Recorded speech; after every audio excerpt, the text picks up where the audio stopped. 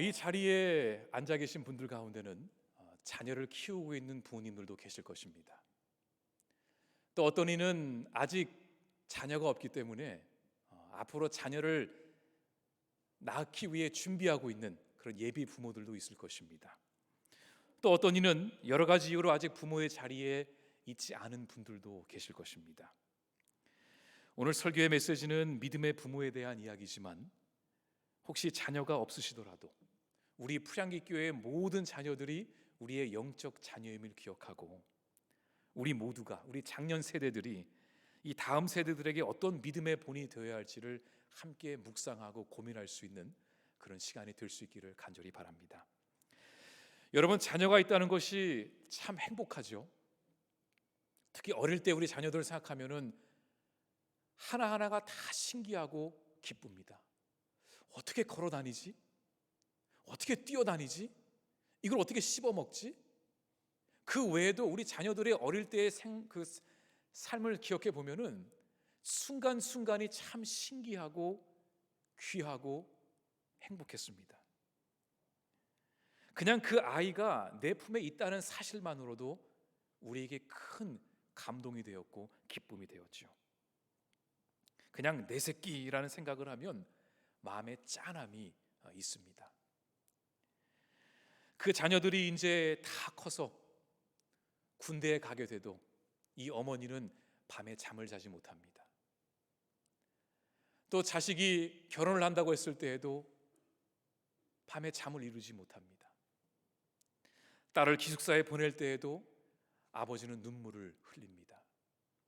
우리의 자녀가 나이를 떠나서 어리든 중년의 나이에 있든 그걸 떠나서 우리의 자식은 영원한 자식이기 때문에 그렇습니다. 늘 우리의 품 안에 있는 자식이라 하죠. 제가 지난번에 이제 어느 결혼식 주례를 제가 하고 왔는데 이제 그 커플도 제가 이제 고등부 때 알았던 이제 친구였습니다. 그러니까 제가 고등부를 맡았을 때에 제가 가르쳤던 제자였죠. 그 제자가 어느덧 다 커서 이제 결혼을 하게 되었는데 이제 결혼식 주례를 하러 제가 이제 강남 쪽에 다녀왔습니다. 근데 이 딸의 아버지는 사실 딸 부자예요. 딸만 둘을 뒀는데 이제 큰 딸은 시집을 갔고 이제 막내딸 막둥이가 이제 시집을 가기 위해 이제 결혼식을 이제 그날 치른 거죠.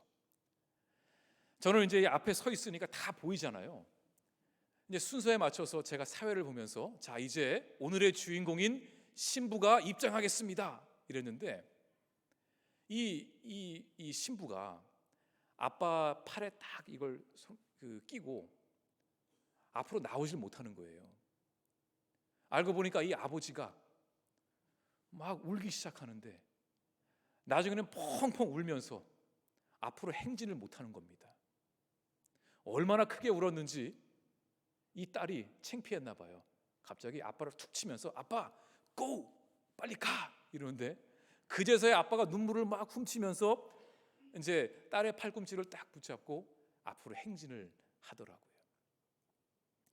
저는 아들만 키우는 이제 사람이니까 아마 딸을 키우는 아버지의 입장은 많이 다르겠죠. 하지만 딸을 키우는 아버지의 마음만 그럴까요? 모든 부모의 마음은 똑같으리라 생각합니다. 내가 이렇게 키운 자녀가 이제 결혼을 하게 되고 대학을 가게 되고 군대를 가게 되고 직장을 가게 되고 벌써 이렇게 컸구나, 내 품에서 떠나는구나, 그 생각을 하면은 어느 부모든지 그 마음에 짠함이 있을 것입니다. 믿음의 부모이든지 믿지 않는 부모이든지 우리 부모에게 한 가지 바람이 있다면 우리의 자녀가 건강하게 기쁘게 행복하게 사는 것일 것입니다. 그런데 이 자녀가 어릴 때는 참 모든 행동이 다 예뻐 보이잖아요. 그렇죠? 그런데 이 아이가 점점 커가면서 어릴 때는 이 아이가 건강하기만 해라, 그러면 다 될 거라 생각했는데 이 아이가 점점 커지면서 이 부모의 마음속에 욕심이 하나씩 하나씩 생기기 시작합니다. 얘를 이렇게 만들었으면 좋겠는데, 얘가 여기로 갔으면 좋겠는데, 이렇게 했으면 좋겠는데, 나중에는 그 자녀의 삶을 통해 이 부모의 욕심이 막 드러나기 시작합니다. 또 잘 따라와 주면 더 기대감이 커집니다. 그리고 더 많은 것을 요구하고 더 잘 되기를 바라는 마음으로 이 자녀를 점점 부모의 기대감 가운데에 막 몰고 가게 되지요. 물론 겉으로는 자녀를 위함이라고 하지만 그 내면을 보게 되면은 이 부모의 욕심이 자녀를 통해 드러나는 것을 보게 됩니다. 우리가 지난주에 유아 세례를 했습니다. 너무나 감사한 일이죠. 총 6가정이 유아 세례를 받았습니다. 근데 유아 세례의 목적은 내 아이를 천국에 보내기 위함이 아닙니다. 유아 세례의 목적은 이 자녀를 키우는 부모가 하나님과 여러 교우들 앞에서 제가 이 아이의 부모로서 이 자녀를 믿음 안에서 키우겠습니다. 세상의 가치관이 아니라 하나님의 가치관으로 키우겠습니다라고 약속하는 시간입니다. 그 믿음의 고백이 있을 때에 바로 그 시간에 이 성령님의 기름 부으심이 그 어린 생명 가운데에, 그 부모 가운데에 그 기름 부으심이 임하게 되는 것이죠. 그런데 이 아이가 점점 커가면서 하나님의 가치관이 아닌 세상의 가치관으로 우리의 자녀를 키우게 되는 것을 보게 됩니다. 부모는 자녀들을 자신의 생명보다 귀하게 여깁니다. 제대로 된 부모라면, 제가 왜 제대로 된 부모라고 말을 하냐면 그렇게 하지 못하는 부모들도 있습니다. 하지만 정상적인 부모라면, 내가 낳은 자식을 위해서라면 내가 뭐든지 할 수 있는 것이 그 부모의 솔직한 마음입니다. 자녀가 기뻐하면 부모는 더 기쁩니다.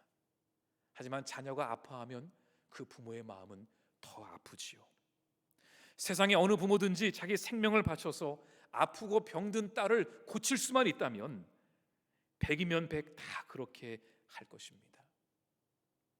근데 여러분, 우리가 부모로서 그동안 우리 자녀의 의식주를 위해서는 열심히 후원하고 열심히 응원하고 우리가 함께 있었지만 우리 자녀의 영혼을 위해서는 우리가 무엇을 했나요? 좋은 교육을 받고 좋은 집에서 좋은 음식을 먹으면 그 자녀의 영혼이 건강해지고 구원을 받던가요? 그건 아니더라고요.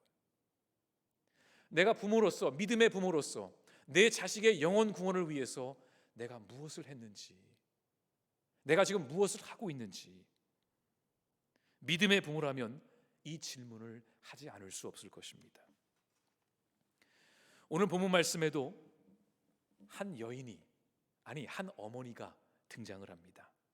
이 어머니가 예수님을 찾아오는 것으로 이야기가 시작이 되죠. 오늘 25절 말씀 함께 보겠습니다. 이에 더러운 귀신 들린 어린 딸을 둔 한 여자가 예수의 소문을 듣고 곧 와서 그 발 아래에 엎드리니. 자, 한 여인이 있었는데 이 여인이 급하게 예수님을 찾아왔습니다. 왜 찾아왔나 보니까 이 여인에게 딸이 있었는데 이 딸이 그만 귀신이 들려서 아파하고 있었던 것입니다. 이 어머니는 딸을 살리기 위해서 모든 방법을 다 동원했지만 이 딸을 살릴 수가 없었습니다. 아니, 점점 시간이 지날수록 이 딸의 상태가 악화되었던 것이지요. 그리고 어느 순간 이 어머니는 직감적으로 깨달았습니다. 그냥 이대로 이 딸을 두면 이 딸이 죽겠구나. 이 딸의 영혼이 죽어버리겠구나. 그것을 어머니로서 직감적으로 느꼈을 때에, 바로 그때에 동네에 예수님이 오셨다는 소문을 들은 거예요. 예수가 왔다는 소문을 듣자마자 예수님을 찾아갑니다. 그래서 25절에 보면은 이 여인이 예수의 소문을 듣고 곧 와서 그래요. 그러니까 이 성경 말씀을 볼 때에 이 단어 하나에도 깊은 의미가 담겨져 있습니다. 이 여인이 그냥 소문을 듣고 시간 되면 가야지 그러고 온 게 아니었어요. 다급한 상황 속에서 이 딸을 어떻게 고쳐야 되지 어쩔 줄 몰라 할 때에 예수의 소문을 듣고 곧바로 지체 없이 예수께로 달려왔던 것입니다. 그리고 예수님의 발 앞에 엎드려 간절히 간청했습니다. 예수님, 지금 제 딸이 아픕니다. 제 딸을 고쳐주십시오. 성경은 이 여인에 대해서 자세히 말해주지 않습니다. 이 여인의 이름도 무엇인지 모릅니다. 이 딸이 몇 살인지도 우리는 모릅니다. 그냥 이 여인이 예수를 찾아왔고 이 여인의 딸이 지금 굉장히 아픈 상황이었음을 그것밖에 우리가 알지 못합니다. 하지만 26절에 보면은 이 어머니에 대한 몇 가지 사실들을 우리가 알게 됩니다. 그 여자는 헬라인이요 수로보닉의 족속이라 자기 딸에게서 귀신 쫓아내 주시기를 간구하거늘 그 발 아래 엎드리니. 그러니까 이 말씀을 통해 우리가 세 가지를 알게 됩니다. 하나는 이 여인의 혈통과, 두 번째는 여인의 출신을 알게 되고, 세 번째는 이 여인이 왜 예수를 찾아왔는지를 성경은 말해주고 있습니다. 그 여자는 헬라인이요 수로보닉의 족속이라 그랬습니다. 이 여인이 헬라인이라는 것은, 이 헬라인이라는 뜻은 그 당시에 그리스에서 온 사람들을 의미합니다. 그러니까 이 여인의 혈통을 말하는 거죠. 이 여인은 그리스 출신의 사람이며 그게 헬라인이라는 뜻이죠. 그리고 수로보닉의 족속이라는 것은 이 여인이 어느 지역에서 어느 문화권에서 자랐는지를 말해주고 있는 것입니다.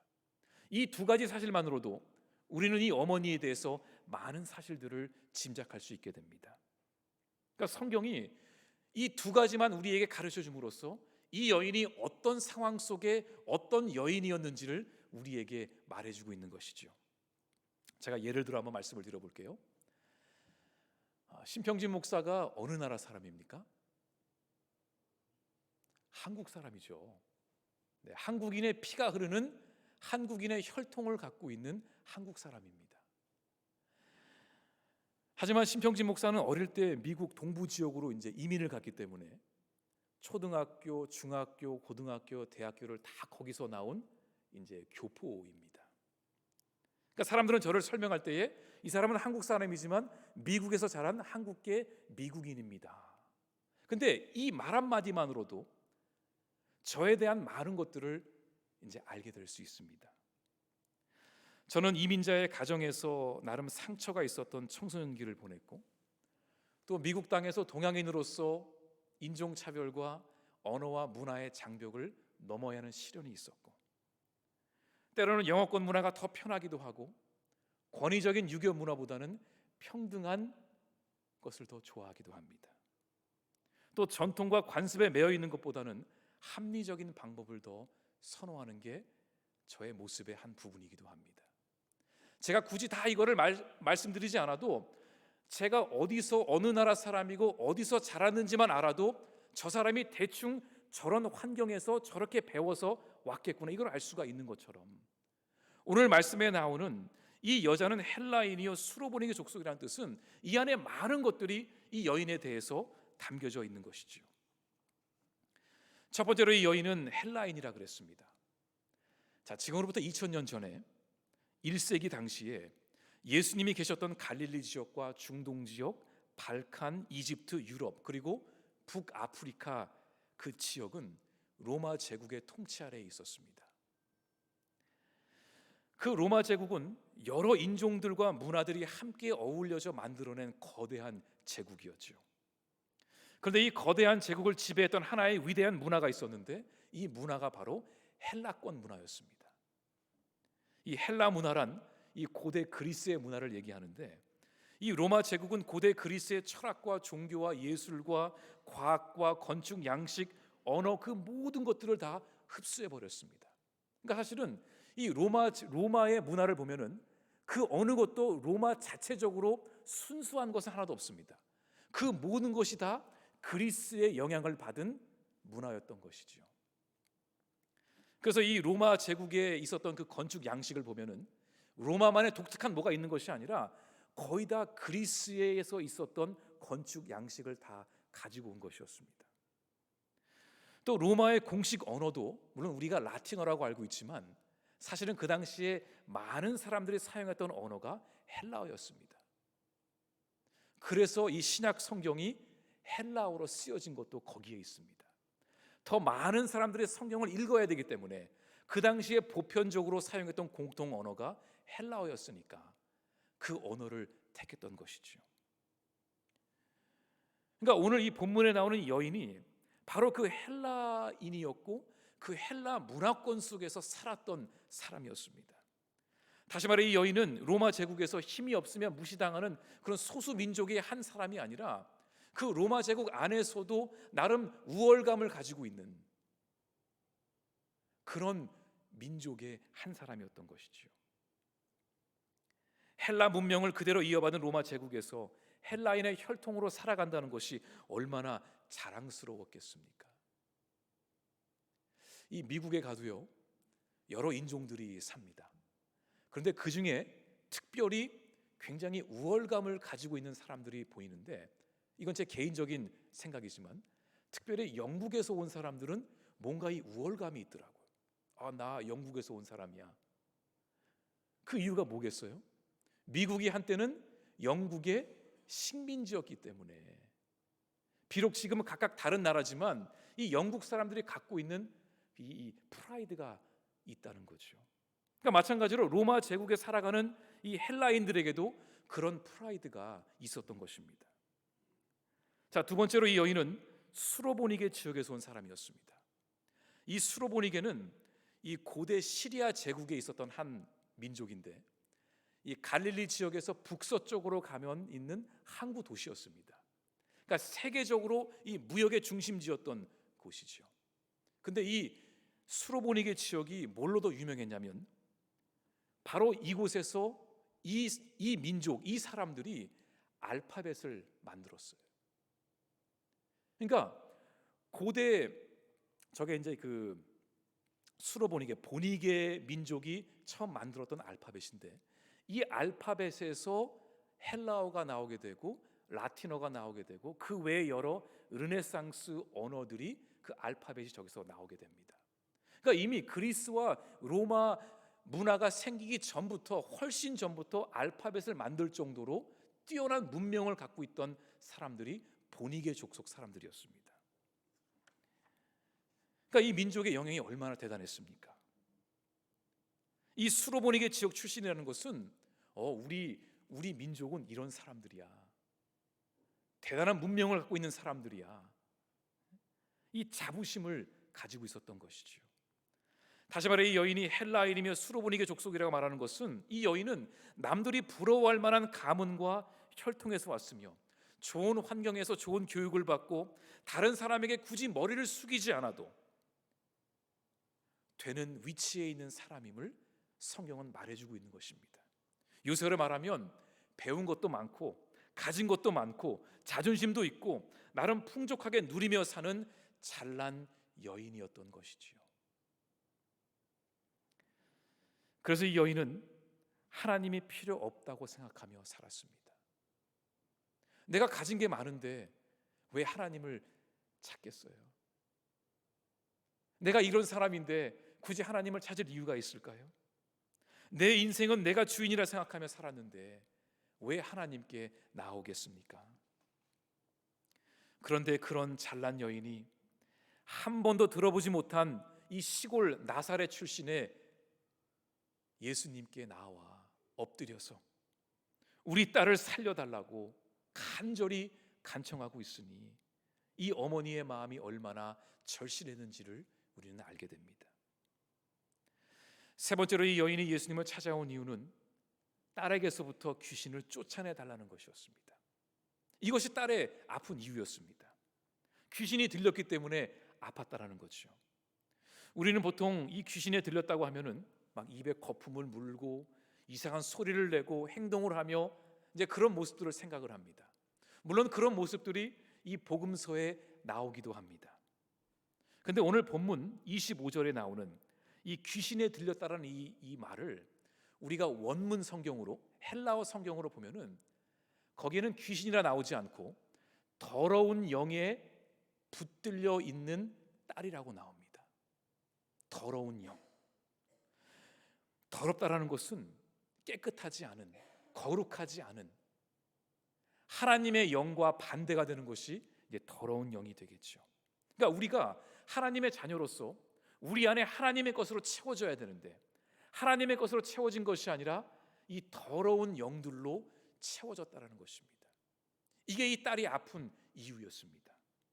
자, 그렇다면 여기서 말하는 이 더러운 영의 실체가 무엇일까요? 오늘 우리가 읽은 본문에 바로 전에 있던 그 말씀을 읽어보면 이 더러운 영의 실체가 무엇인지를 알게 됩니다. 이 더러운 영이 영어로 unclean spirit이거든요. 그러니까 더러운 영이라는 뜻이죠. 자, 예수님이 이 더러운 영이 무엇인지를 이 마가복음 7장 21절과 23절에서 가르쳐 주고 있습니다. 속에서 곧 사람의 마음에서 나오는 것은 악한 생각, 곧 음란과 도둑질과 살인과 간음과 탐욕과 악독과 속임과 음탕과 질투와 비방과 교만과 우매함이니 이 모든 악한 것이 다 속에서 나와서 사람을 더럽게 하느니라. 그러니까 우리가 무엇인가를 먹게 됨으로써 우리가 더럽혀지는 것이 아니라 이미 우리의 마음 속에 있는 저런 그 더러운 것들이 나오게 됨으로써 이제 죄를 범하게 된다는 것이지요.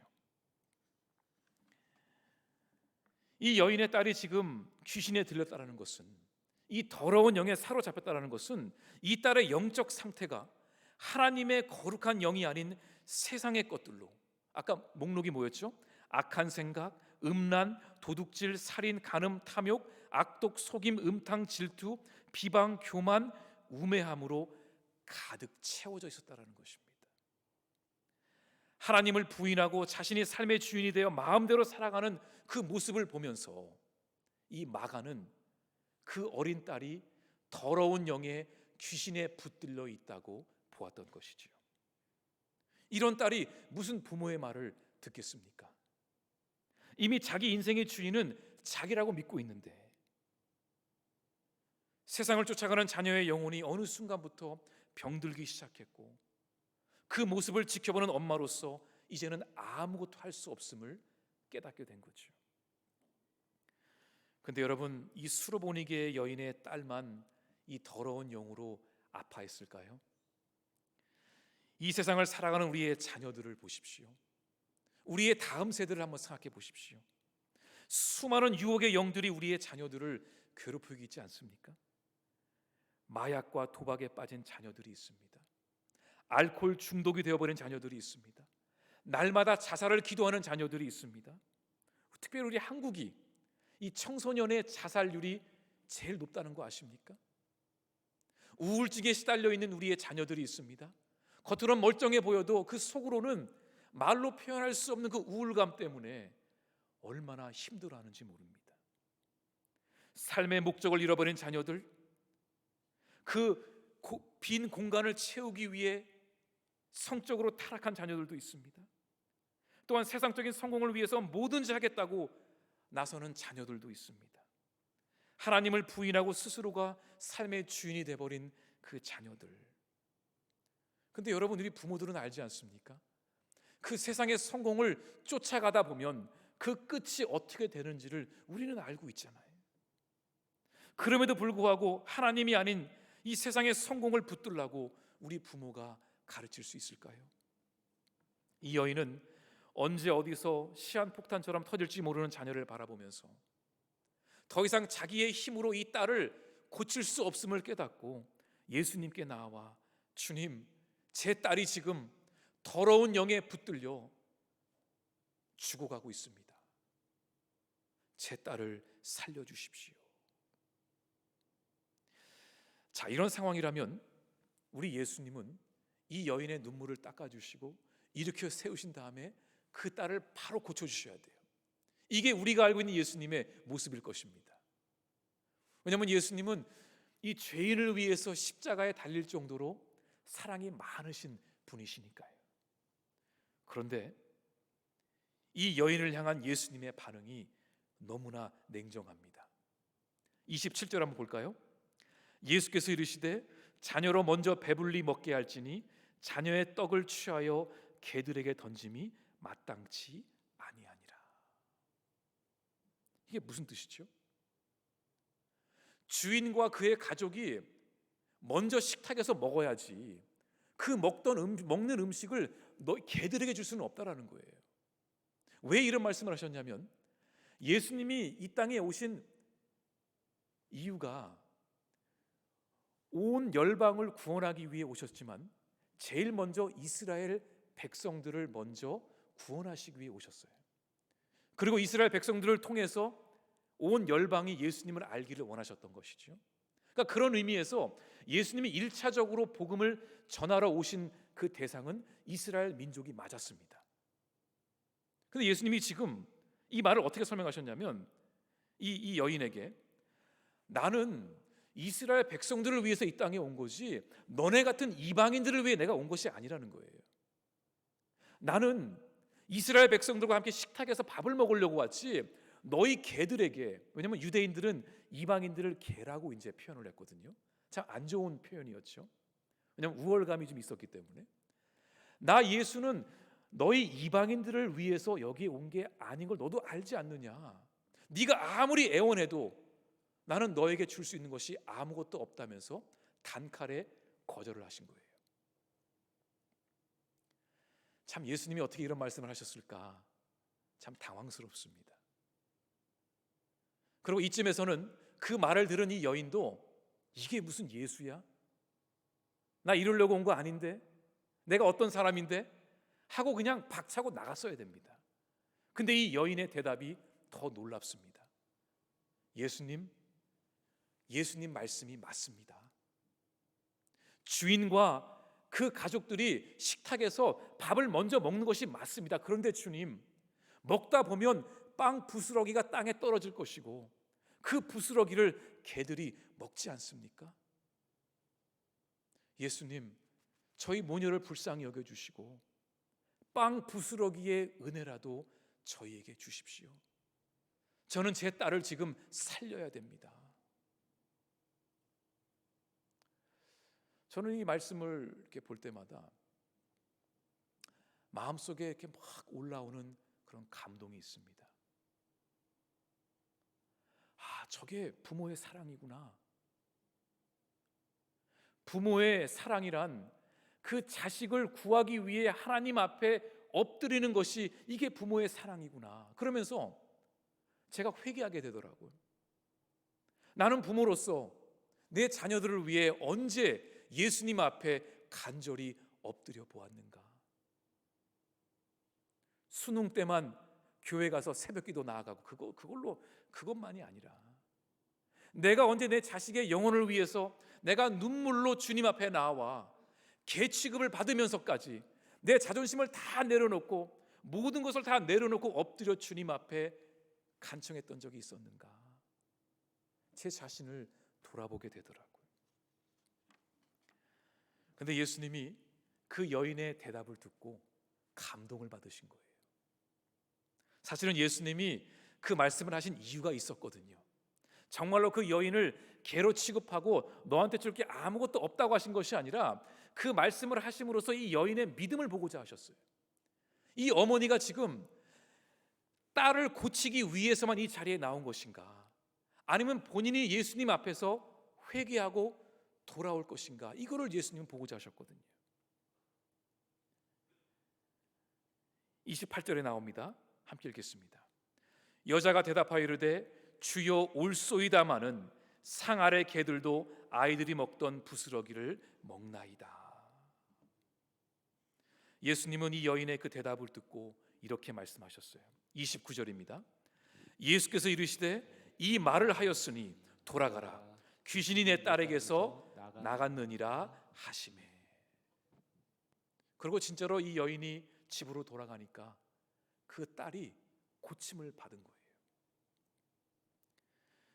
예수님이 말씀하셨습니다. 내가 그 말을 하였기 때문에 더러운 영이 내 딸에게로부터 나갔다.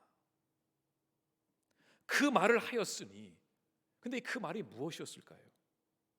28절 앞부분에 나옵니다. 주여 올소이다. 이 고백이었어요. 주님의 말씀이 맞습니다. 이 고백이 이 여인의 마음 상태를 보여준 것이죠. 주님은 100% 옳으십니다. 그리고 저는 100% 틀렸습니다. 주님은 60% 맞고 저는 40% 맞다는 것이 아니라 주님, 저의 생각, 저의 계획 다 틀렸습니다. 주님만이 온전히 옳으신 분이십니다. 주님, 제가 그동안 제 방식대로, 제 뜻대로, 제 생각대로 이 자식을 키워왔습니다. 근데 주님, 제가 이제 알았습니다. 저의 방법이 옳은 것이 아니라 주님의 방법이 옳으시다는 것을 제가 깨달았습니다. 이 자녀는 제가 낳은 딸이지만 더 나아가서 하나님의 귀한 자녀입니다. 주님께서 이 딸을 고쳐주십시오. 제가 다 내려놓겠습니다. 주여 올소이다. 이 고백을 하는 순간 이 여인의 믿음이 생겨나기 시작했고, 예수님은 그 말을 듣고 가라, 네가 변하고 네가 회개하고 돌아왔으니 너의 딸도 고침을 받았다 말씀하셨어요. 예수님은 이 여인의 마음의 중심을 보고 싶으셨습니다. 자신의 죄를 깨닫고 진정으로 예수님 안에 나의 주인이시고 모든 것을 주시는 분이심을 믿는지, 이 여인의 믿음을, 그 중심을 보고 싶으셨습니다. 여기에서 이 잘나고 교만했던 여인의 진정한 회개가 있었고 거듭남이 있었습니다. 평상시에는 몰랐다가 이 자녀의 아픔을 통해서 자기가 예수님 앞에 어떠한 존재인지를 깨닫게 된 것이죠. 때로는 우리가 자녀를 키우는 입장에 있지만 이 자녀는 정말 하나님이 우리에게 주신 귀한 선물이더라고요. 내가 몰랐던 부분을, 내가 우매했던 나의 그 부분을 이 자녀를 통해 하나님이 깨우쳐 주시더라고요. 예수님은 이 여인이 예수님께 자신의 문제를 가지고 나오기 전에 본인이 먼저 주님 앞에서 깨지기를 원하셨어요. 여러분, 하나님 앞에서 우리가 깨진다는 것이 무슨 뜻인지 아세요? 우리가 왜 하나님을 100% 의지하지 못할까요? 그 이유는 우리가 믿는 구석이 있기 때문입니다. 내가 굳이 하나님이 없어도 살 수 있기 때문에 내가 믿지 않는 겁니다. 근데 내가 하나님 앞에서 깨진다는 것은 내가 움켜쥐고 있던 그것을 하나님 앞에 내려놓으면서 이 사도 바울의 고백처럼 하나님, 제가 그동안 움켜쥐었던 이 모든 것들이 한낱 배설물에 밖에 되지 않습니다. 이제 이것을 다 내려놓고 주님만을 바라보겠습니다. 이것이 깨지는 것입니다. 이 여인에게 바로 그 깨어지는 역사가 임했던 것이지요. 다시 말해, 이 모든 문제의 해결의 시작은 자녀가 아니라 부모에게 있었던 것입니다. 그 이유는 부모는 자녀의 뭐라고 그러죠? 거울이라 그럽니다. 부모는 자녀의 거울이기 때문에 그렇습니다.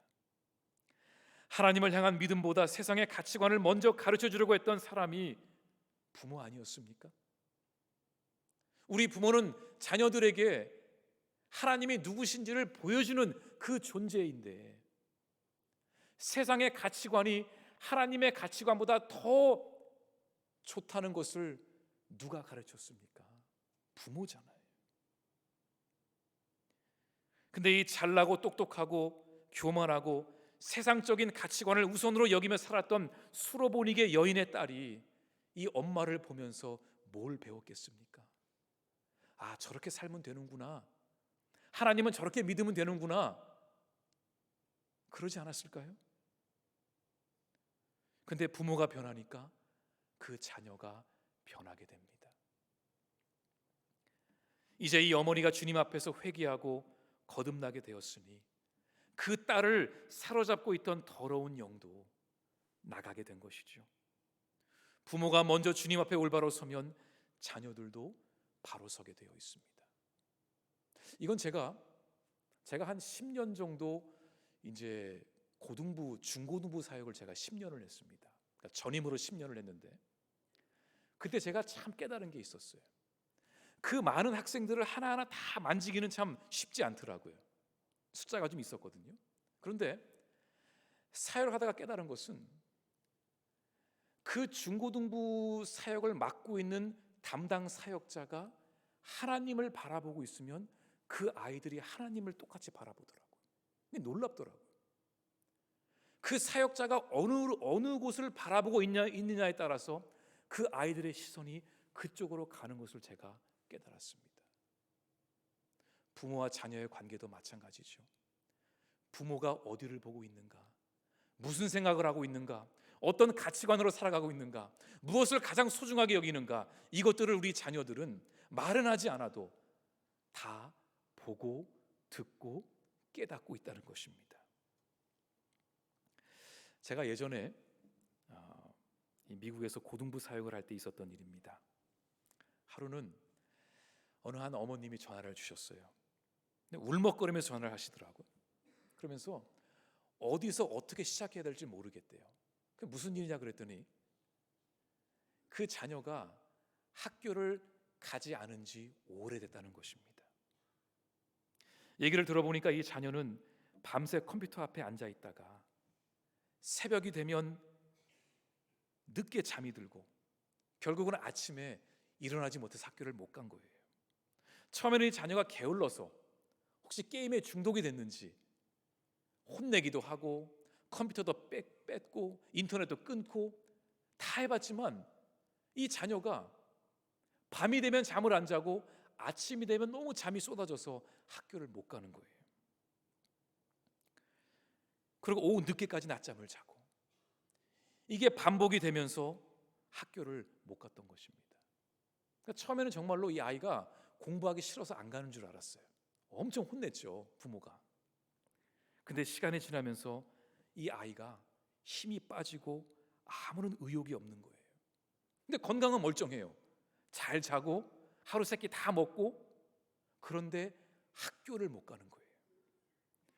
그러기를 2달이 지나고, 그래서 우울증 약도 먹어보고 좋은 의사를 찾아가 상담도 받았습니다. 도대체 무엇이 문제인지, 학교만 가려고 하면 일어나질 못해요. 일어나도 학교를 못 가는 거예요. 상담사들이 다 말하기를 원인은 모르겠지만 아마도 이게 이 셧다운의 증상인 것 같아요. 왜 기계도 다 끄면은 다 꺼지는 것처럼 이 사람에게도 그런 장치가 있는데 한번 그게 딱 꺼지면 그냥 사람이 기계가 꺼지는 것처럼 아무런 의욕이 없는 거예요. 눈만 떠 있지 의욕이 전혀 없는 거죠. 이 어머니는 학교를 찾아가서 도움을 청하기도 하고, 또 대학을 가야 되니까 수업을 많이 빠지면 안 되니까 여러 가지 방법을 찾으면서 다 해보았지만 몇 개월이 지나고 반년이 지나고 결국은 1년을 넘게 집에 있게 되었습니다. 이 딸의 교육을 위해서 학군이 좋은 곳까지 힘들게 이사를 왔지만 결국은 학교를 못 갔어요. 그러는 기간 동안 이 학생의 부모는 피가 말라갔습니다. 살이 그냥 쫙쫙 빠지더라고요. 탈모 증상이 왔습니다. 이제는 학교를 안 가고 가는 것이 문제가 아니라 이 무감각, 무감정으로 아무것도 하고 싶어 하지 않는 이 자녀의 상태가 걱정이 된 거예요. 낮에는 하루 종일 자고 밤새도록 컴퓨터 앞에 앉아 있고, 이것은 인터넷 중독이 아니라 아예 살기를 포기한 자녀처럼 보였습니다. 온 가족이 지쳐갔습니다. 이 끝이 보이지 않는 이 어둠의 터널을 언제까지 지나야 하는지. 저도 그때 이 딸을 얼마나 많이 만났는지 몰라요. 집으로도 가고 부모도 만나고, 한번 부모랑 상담을 하면 막 몇 시간을 막 얘기를 하는 거예요. 근데 제가 그때 이 부모님과 그 자녀와 함께 상담을 하면서 한 가지 제가 알게 된 사실이 있었어요. 이 부모가 자녀가 잘 되기를 바라는 마음으로 키웠죠. 근데 왜 이런 일이 생기지 모르겠다고 하시는데, 그 얘기하는 과정 속에 제가 뭘 알게 됐냐면 이 가정에서는 A-를 취급하지 않아요. 여러분 상상이 되십니까? 91점을 맞아와도 그거는 부모의 그 스탠더드에 안 차는 거예요. 91점? 아이고 참, 야, 더 잘해야지. 너 A+ 받아야 돼. 이게 이 집안의 분위기였던 거예요. 저는 그걸 나중에 알게 됐어요. 이 아이가 그 부모의 기대감을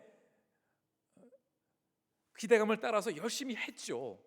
그런데 어느 순간 너무 힘들다 보니까 본인도 모르게 그냥 셧다운이 되었던 겁니다. 이 아이는 알고 있었는데 정작 이 부모는 그걸 모르고 있었던 거예요. 저한테 하는 말이, 목사님, 저는 이 아이를 위해 이런 것들을 다 했어요. 미국까지 이민 왔고요. 집도 좋은 학군으로 이사 왔고요. 우리 부부가 열심히 일해서 이 아이를 서포트하고 있는데 이 아이가 왜 학교를 안 가는지 모르겠다고. 근데 이 아이의 말은 달랐어요. 학교에서 A-만 받아도 집에 가기가 두려운 거예요. 칭찬은커녕 너 그것밖에 못했냐? 이 말을 듣기가 싫어서 나중에는 이 아이의 자존감이 바닥을 치고 점점 작아졌던 것이죠. 나중에 알고 보니까 이 자녀의 부모님은 둘 다 이 한국에서 아주 알아주는 이 S대 명문 학교를 나온 분들이었어요. 다 미국 가서 박사도 받고 좋은 연구소에서 아주 당당하게 연구원으로 일하는 그 부모였던 것이죠.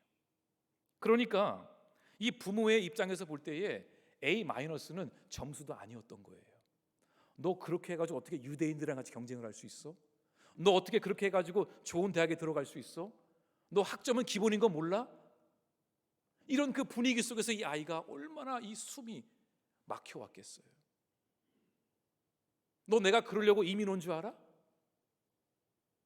이 아이가 너무너무 힘들었던 것이죠. 그런데 설마 이 아이가 학교를 못 갈 줄은 전혀 몰랐던 거예요. 엄마 아빠가 둘 다 공부를 잘하는데 얘도 기본은 하겠지. 아니었어요. 이 아이는 결국 학교를 가지 못했습니다. 아니, 학교를 못 갈 뿐만이 아니라 삶을 포기하고 폐인처럼 살아갈 줄은 전혀 몰랐어요. 그런데 이 자녀의 아픔을 통해서 이 엄마 아빠가 하나님을 만나게 된 겁니다. 이 아이를 살려야 되니까 더 기도를 해야 되는 거예요. 물론 전에도 교회를 다녔지만 모든 것이 평안했기 때문에 하나님을 찾지 않았어요. 엄마 아빠가 똑똑하고 너 좋은 학교에 다니고 있고 너도 잘하니까 이렇게만 하면 돼. 이렇게 하면 좋은 대학교에 가고 좋은 직장을 얻고 너도 세상에서 성공한 삶을 살 수 있어. 엄마 아빠보다 더 훌륭한 사람이 돼야 돼. 근데 이 아이가 아프고 나니까 이 엄마 아빠가 하나님을 찾아오게 된 거예요. 왜냐하면 할 수 있는 게 진짜 아무것도 없었거든요. 이 엄마 아빠가 아무리 뛰어나도 박사학위를 몇 개를 갖고 있어도 이 딸의 생명을 살릴 수 없었기 때문에 이제는 두 손 들고 하나님 앞에 나온 것이죠. 1년이 넘도록 이 부부가 할 수 있었던 것은 기도밖에 없었습니다. 그리고 어느 날 그 기도 가운데에 깨달음이 온 거예요. 그동안 내가 부모로서 하나님을 섬긴다고 말로는 고백했지만 나의 능력, 나의 학벌, 나의 재물을 더 믿었기 때문에 하나님을 의지하지 못하고 이 자녀를 온전히 주님께 드리지 못했던 것이죠. 말로는 하나님을 믿으라고 자녀들에게 말했지만 정작 자녀들에게 원하는 것은 세상적인 그 성공이었던 것이죠. 너네도 엄마 아빠처럼 열심히 하면 이렇게 할 수 있어. 교회는 시간 되면 가면 돼. 직장 구하고 나중에 가도 돼.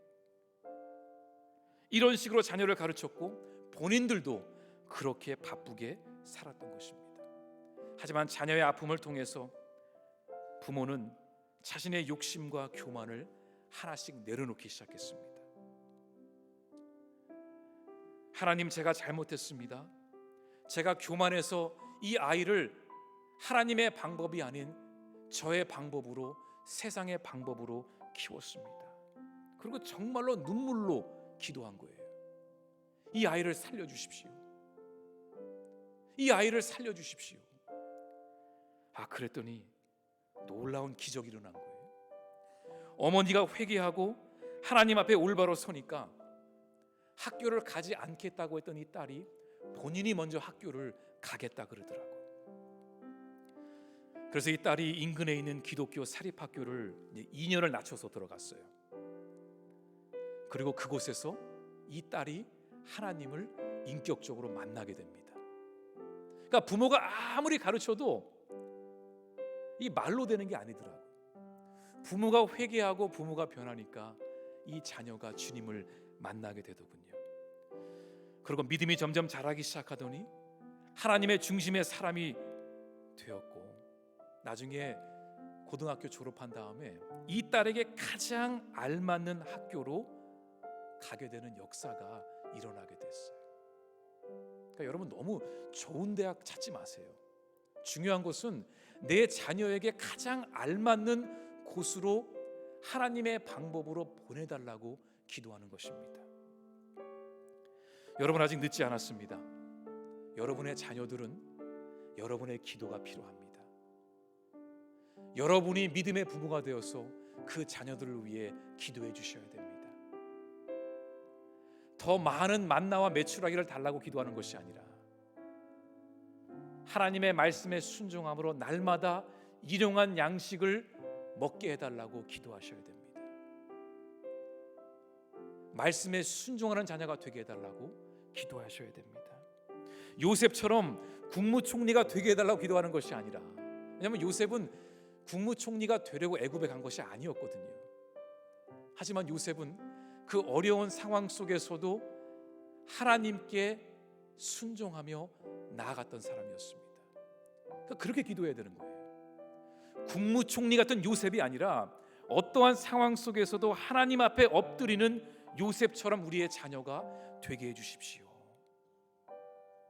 그렇게 기도하는 믿음의 부모가 될 수 있기를 간절히 바랍니다. 믿음의 부모가 되십시오. 자녀를 위해 기도하는 부모가 되십시오.